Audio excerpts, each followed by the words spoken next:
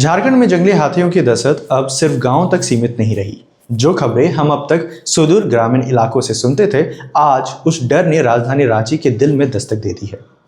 शुक्रवार की सुबह जब रांची के लोग गहरी नींद में थे, तब उनके दरवाजों पर कोई और नहीं बल्कि एक विशालकाय जंगली हाथी खड़ा था। राजधानी के हटिया, नेफ्ट, बिरसा चौक और हवाई नगर जैसे घने रिहायशी इलाकों में सुबह उस वक्त अफरा तफरी मच गई जब एक जंगली हाथी सड़कों पर टहलता नजर आया। सुबह के करीब 5 बजे जब बच्चे स्कूल की तैयारी कर रहे थे और लोग काम पर निकल रहे थे, तब इस गजराज को देखकर सबके होश उड़ गए। सड़कों पर गाड़ियां थम गई और लोग डर के मारे अपने आप को घर में कैद कर लिए। हैरानी की बात यह है कि घंटों तक यह हाथी शहर की गलियों में घूमता रहा, लेकिन वन विभाग को इसकी भनक तक नहीं थी। जब स्थानीय पुलिस और विभाग को सूचना मिली, तब जाकर रेस्क्यू ऑपरेशन शुरू हुआ।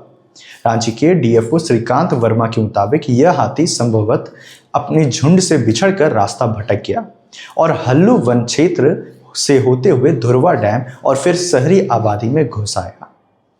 लेकिन सवाल सिर्फ इस एक हाथी का नहीं है। पिछले कुछ महीनों में झारखंड के हालात बेहद चिंताजनक रहे हैं। आंकड़े के हिसाब से चाईबासा, बोकारो, हजारीबाग और दुमका जैसे जिलों में हाथियों के हमले में अब तक 27 से ज्यादा लोगों की जान जा चुकी है।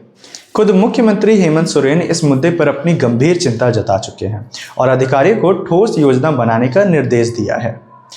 हथिया, लापुंग या बुंडू जैसे ग्रामीण इलाकों में हाथियों का आना समझ आता है, लेकिन रांची के पॉस इलाकों में इनकी धमक बड़ा संदेश देती है।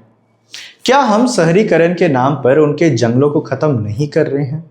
जब उनके घर उजाड़ दिए जाएंगे, जब उनकी नदी तालाब सूख जाएंगे, तो खाने और पानी की तलाश में वे हमारी बस्तियों का ही तो रुख करेंगे। कुछ घंटों की मशक्कत के बाद शायद इस हाथी को खदेड़ दिया जाए या चिड़ियाघर भेज दिया जाए, लेकिन जो सवाल यह पीछे छोड़ गया है, उनका जवाब कौन देगा? क्या हम विकास की इस अंधी दौड़ में प्रकृति के साथ संतुलन बनाना भूल गए हैं? इस पूरी घटना पर आपकी क्या राय है? क्या आपको लगता है कि वन विभाग और सरकार को इस दिशा में और कड़े कदम उठाने चाहिए? हमें कमेंट करके जरूर बताएं। झारखंड की तमाम छोटी बड़ी खबरों के लिए हमारे साथ बने रहें। मैं था अभिनव, आप देख रहे थे लोक भाषा। जोहार, धन्यवाद।